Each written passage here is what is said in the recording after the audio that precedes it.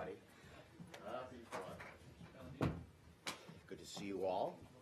We have back again this week special representative for Venezuela. There is important things to talk about, so let's get to it, please. Okay, hi. I wanted to provide an update on Venezuela, which had another momentous week. Interim President Juan Guaido's return to Venezuela was an important milestone for his efforts to restore democracy to his country. The warm welcome he received from Venezuelans and the international community is a sign of the broad support he enjoys. You also know that the regime illegitimately declared, or attempted to declare, the German ambassador to Venezuela, Daniel Kriener, persona non grata. The United States stands with Germany and the more than 50 other countries in the world recognizing Juan Guaido as the interim president of Venezuela. Humanitarian aid. Our humanitarian aid flights continue to Cucuta. There was a flight this week in support of the urgent humanitarian needs of the Venezuelan people. And as you know, since February 4th, we have pre-positioned hundreds of metric tons of critical relief supplies in Colombia and Brazil, procured internationally and also procured locally there to help tens of thousands of Venezuelans. Yesterday's flight included life-saving medical supplies for hospitals and clinics.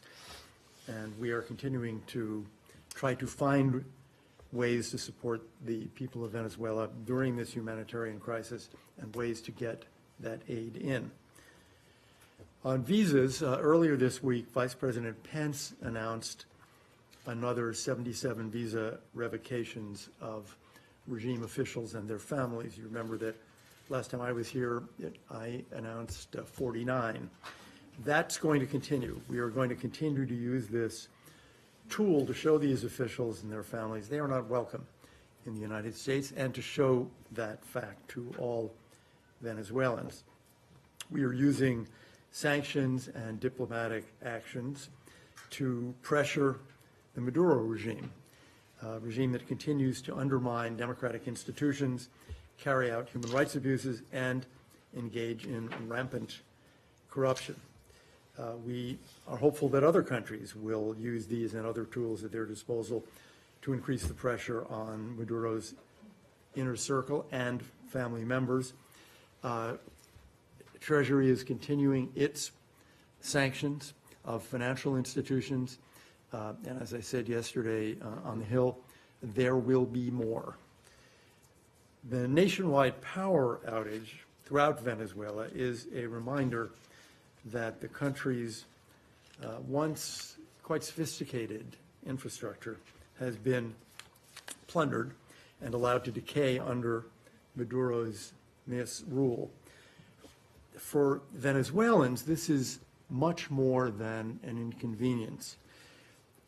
It affects safety and security in an already dangerous country. For those in hospitals, this can affect life-saving care. For those who have used very scarce personal resources to buy perishable foods that are already hard to come by, this can mean foregoing yet another meal or risking illness. As Secretary Pompeo tweeted last night, Maduro's policies bring nothing but darkness. Just a word about the hearing yesterday. It was interesting that it was a subcommittee hearing, the subcommittee on the Western Hemisphere, but the chairman of the full committee, Chairman Risch, and the ranking member of the full committee, Senator Menendez, were both present, in addition to the chairman and ranking member of the subcommittee. That's reasonably rare, and it shows the level of interest. And I think we also saw yesterday the bipartisan support for the policy of the administration in supporting Juan Guaido as interim president and helping the Venezuelan people achieve a return to democracy in Venezuela. I'd be happy to take some questions. Matt. So, two things briefly. One, did the U.S. have anything to do with the power outage, as some people have suggested, in a conspiratorial way? No, perhaps? that's an easy one. Okay, so what's the cause of it, as far as you know? I don't know the exact cause. I don't know what line was overburdened or what transformer blew up or what caused it. I imagine that in the coming days we'll be able to find out, but somebody sent me an email this morning saying that this has been predicted, that the maintenance has not been taking place, and that a number of experts, having looked at this over the course of the last year, said there are going to be more and more blackouts. Now, of course, there have been a series of temporary blackouts. There's never been a basically nationwide blackout of what is now roughly 20 hours. That's new. Okay, and then secondly, you keep referring to the support that interim President Guaido has from the international community. You mentioned Germany specifically, but the number of countries that recognize him as, and not Maduro, as the legitimate leader is static. It's 54, right? And it hasn't moved since you were last here a week ago, right? So, in your mind, what the international community is 54 countries? I mean, that's fewer than are in the coalition against ISIS. It's fewer than there were in the coalition of the willing, and I mean, far fewer. And again, it's less than a third of UN member states. So what's the justification for saying that his support is increasing, or even that the international community, quote unquote, unless you have an odd definition of international community being a very small number, what backs up the claim that he has increasing support? I would say first, I think if you identify the countries, you have most of the world's leading democracies in the Western Hemisphere and in Europe. And you have many that are economically significant. Secondly, in our conversations with other countries that have not recognized President Guaido, we do not hear very often, you have the wrong policy.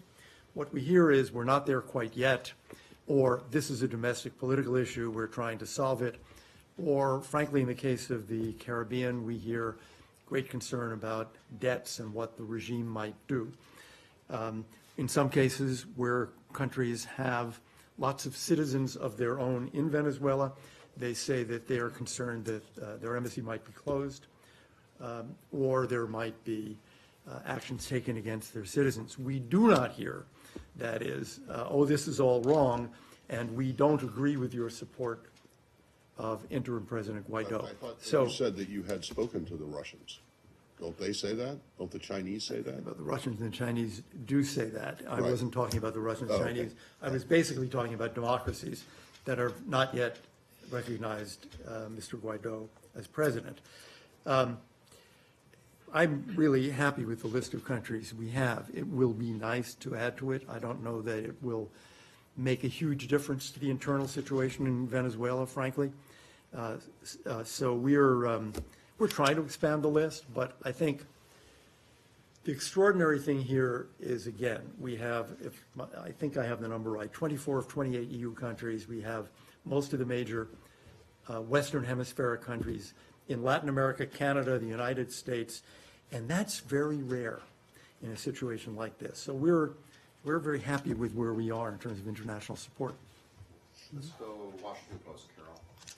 Thank you, Mr. Abrams. You say that the United States had nothing to do with the immediate cause of this electricity going down, but is it possible that sanctions may have exacerbated the situation and indirectly cause it? And do you really have any other arrows in your quiver besides sanctions?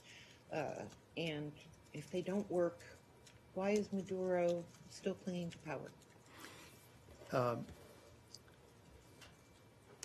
I don't accept the argument, which I have heard made, that one of the key causes to problems inside Venezuela, economic problems, is our sanctions. And I would urge you to take a look at comments made yesterday, actually at the end of my own appearance, in the beginning of the second panel, by Senator Menendez, who addressed this issue squarely and reminded the committee that the sanctions are much newer than the problems.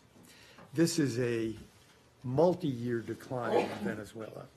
The situation there, due to the mismanagement, the economic policies, and the sheer corruption of this regime, are the cause of those problems. So the United States did not cause those problems. The international community did not. The regime caused those problems. The United States had nothing to do with the regime's failure over a 10-year period to attend to the electric infrastructure of the country, for example. So I don't accept that view. As to the second part of the question, we are working with the National Assembly, interim President Guaido, lots of other countries, to put diplomatic pressure on the regime, to help the National Assembly, which is actually acting as an assembly. I mean, they meet, they pass laws to prepare for the transition. I do think that the sanctions are very useful in bringing home to people in the regime, as well as other Venezuelans, that they're in a situation that cannot possibly end well for them. So we make no apologies for the sanctions. I do think that there were a lot of people who had the view that, the United States is going to do PDVSA sanctions, for example. And then Maduro will leave, and then it'll be February.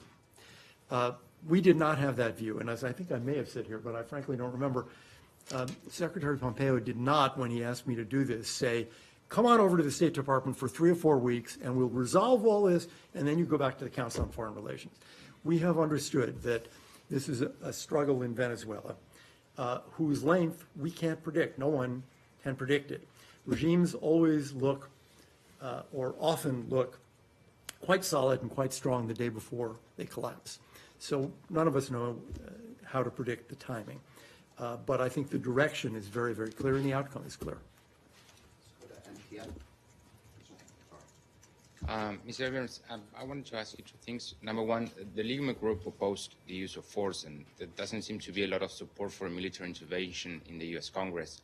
What would it take for the U.S. government to take a more decisive position towards a military intervention? What would have to happen?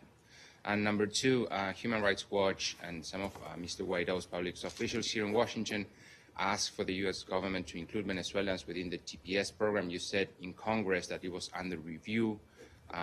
What would it take for the White House to clear Venezuelans for a TPS program? Thank you. On the second point, I really don't have anything to add to what I said at the hearing yesterday. We're aware of the situation of Venezuelans in the United States. We're aware of views of many in Congress, particularly senators and congressmen and women who represent Florida. We're aware of the legislation that Senator Rubio and I think Senator Menendez have introduced, and we are working on this issue. We are thinking about how to address this issue. I would point out that there are 74,000 current applications for asylum by Venezuelans in the United States, and those applications represent sometimes individuals, but they may also represent families. So we're not exactly sure of the number of people who are included in asylum applications. So Venezuelans who are here are aware of how they can try to regularize their status and stay in the United States longer. But anyway, we are, that's a subject of concern that we are thinking about. What would have to happen to use the military? You know, I can't speculate about that. This is a dangerous world. One cannot predict the way things turn. I wouldn't try to do so. I wouldn't want to give you hypotheticals. But I would just say, the President has said all options are on the table. They always are on the table. But that is not the path we are choosing to follow. The path we're choosing to follow now is the one that has been often described, which is diplomatic, economic and financial pressure in an effort to support the people of Venezuela. That's the path we're taking now. Bloomberg. Mr. Abrams, in the weeks since Juan Guaido was recognized the interim president, the Secretary of State and you have sort of intimated that there would be that the military would flip imminently, that something might happen next week or the next week.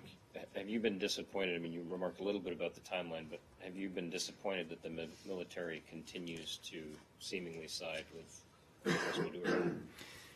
I wouldn't say that I wouldn't use the word disappointed.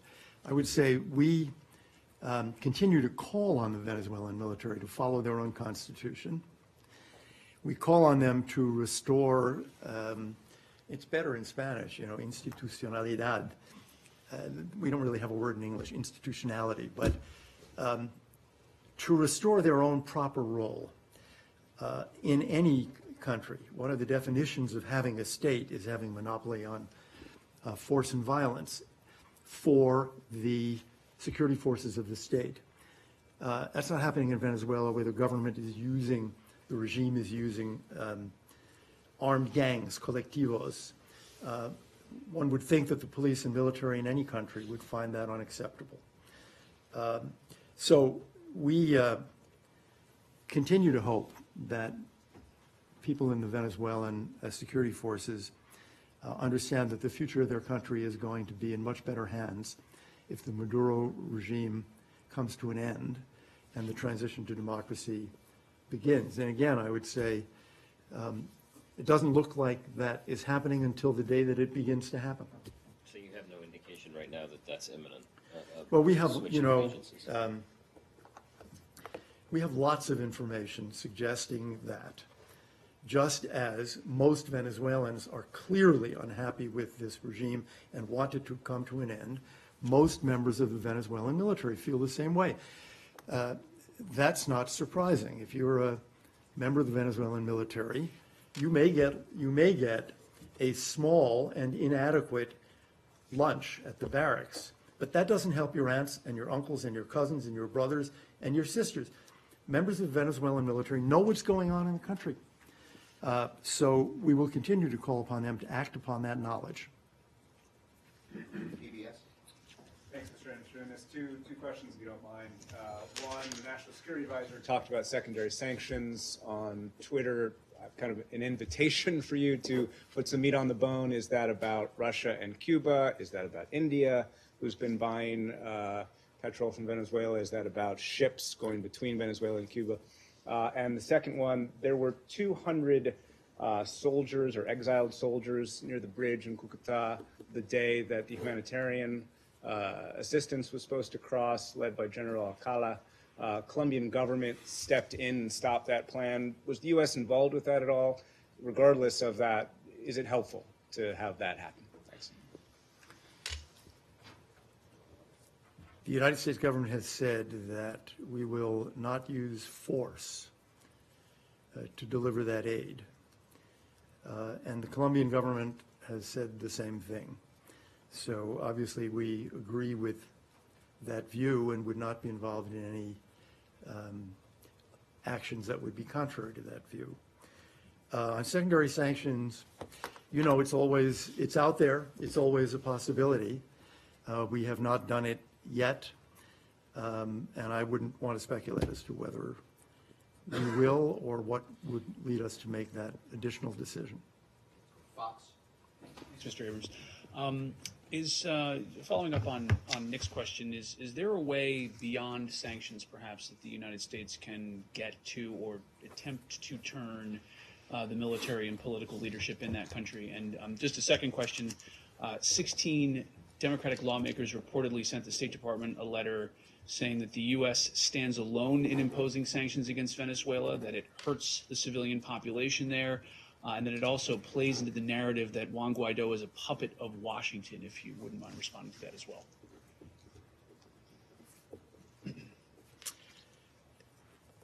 We've been saying from the very beginning of the sanctions that the sanctions are meant to be temporary. Every single notice from Treasury, and you can see this in the next notice, says sanctions can be removed. The purpose is to motivate people to change their behavior. So while we impose sanctions of visa revocations, we make it very clear this is reversible if people's pattern of conduct changes. So it's not just a punishment. We hope it is also an inducement to a changed pattern of behavior. The allegation that Juan Guaido is some kind of puppet of the United States, I think, is first ridiculous, and second has been disproved in a number of ways. One of them is the number of countries that support him, countries which were called puppets of the United States in the UN Security Council in a manner, I must say, that did not help the cause of Nicolas Maduro and his regime. But you saw the way in which Guaido was received as he stopped in a bunch of Latin American capitals, received by the presidents of those countries. So I just think if you look at the Lima Group, if you look at the EU countries, the leadership we've seen in Canada, which hosted a Lima Group meeting, it's a ridiculous charge.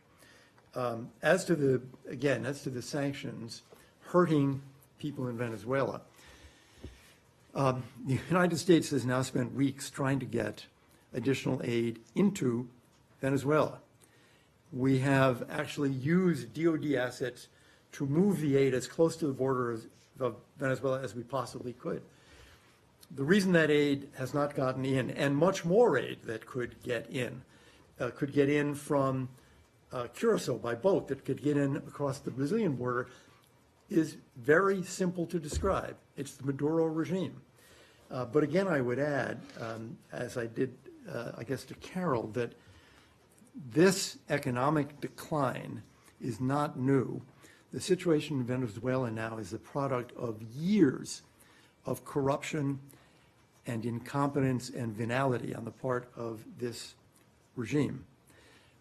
That's the problem, and the solution is to replace it with a democratic government that actually is responsive to the needs of the people. Senator Rubio made the comment yesterday that there is, this was after Administrator Green's testimony, there is malnourishment and there is real hunger in Venezuela, but when you look at Maduro and his closest aides, you don't see any malnourishment. They're not sharing in the suffering of the people, which is considerable. So we're trying to help, and the regime has not permitted it. Other countries, Latin American countries, European countries, have sent food. Several Latin American countries sent food to Cucuta, and it's clear that more would be available if the regime would let it in. Last question, BBC. The UN is again warning about the growing refugee crisis. So I just wondered, is the administration at all open to taking in some Venezuelan refugees as part of its policy, or is that absolutely not a consideration? And secondly, I just wondered about your take on how Guaido was allowed back into the country without, there was warnings that he might be arrested and that sort of thing. But so what's your take on how he was able to come back? There were some statements by people in the regime that he would be arrested. There were lots of voices out there. Some said he will be arrested. Some said justice will be done, or other words like that that suggested he would be. And of course, we feared not only for his arrest, but worse. It didn't happen. And he made the comment that as he passed through Customs and Immigration, one of the agents said, welcome, bienvenido presidente, welcome president. It's extraordinary. He then rode into town And he rode past a neighborhood that is generally viewed of apartment houses built in the Chavez period, that is generally viewed as an area not only that is pro-Chavez, but where a lot of colectivos are. And people were cheering. So I think his reception was extraordinary. Why did the regime decide to do it? You know, one can only speculate. And our speculation is that they thought the public reaction, the popular reaction, would be dangerous to the regime if they acted against him. On the refugee situation, well, I've said before that we're thinking about the question of Venezuelans who are in the United States, and a very significant proportion of the Venezuelans in the United States are already availing themselves, in a sense, of American refugee and asylum policy by seeking asylum status. In general, I guess I should say that most Venezuelans don't have that opportunity and have taken the opportunity instead to walk or go by bus in many cases across the borders, particularly to Colombia, Peru, Ecuador, and those countries have proved very hospitable to them. I guess I'll leave it there. But the only Thank you. discussion about refugees is about TPS. It's not about Good. refugees. Elliott, thanks for coming.